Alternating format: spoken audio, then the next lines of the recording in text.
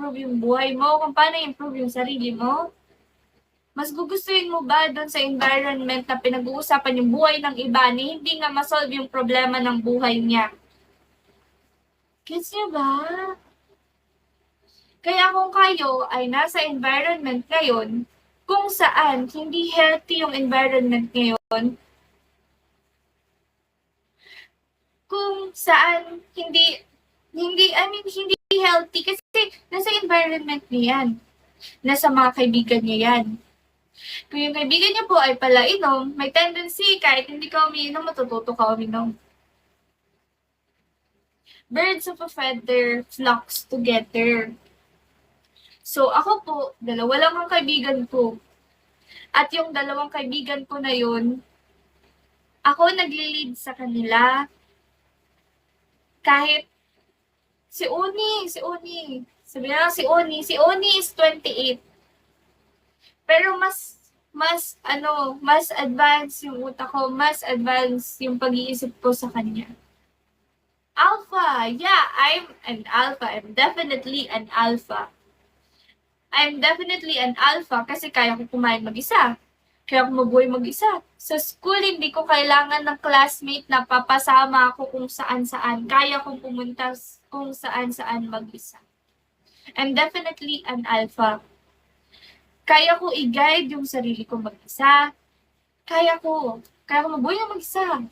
Kasi bakit? Kasi tinrain ko yung sarili ko na ganun.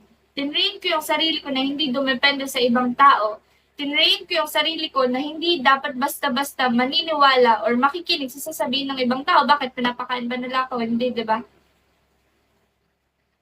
Minambag ba sila sa buhay ko? Wala naman.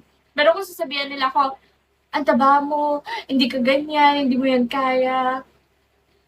Girl, I know myself. I know my worth. I know my value. Kaya hindi mo ko kilala, kaya wala kang karapatan na sabihin ako lang ganyan. Make your own decision, right?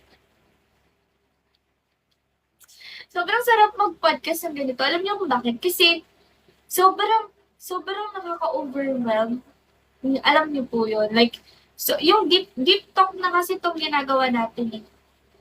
Ibig sabihin, pag once kasi na nagdi-deep talk ka, may chance ka, alam mo yun, na natatamaan mo yung mga problema ng iba.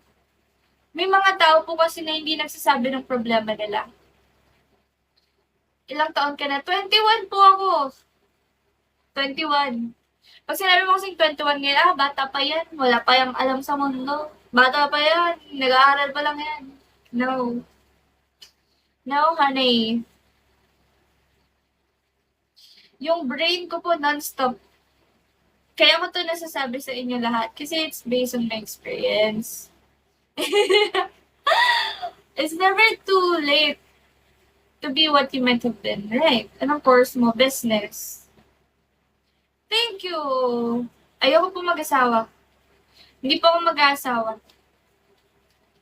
Hanggat hindi ko po nahahanap yung gusto kong asawahin.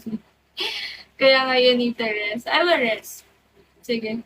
I'll be back, everybody. Thank you so much for being here.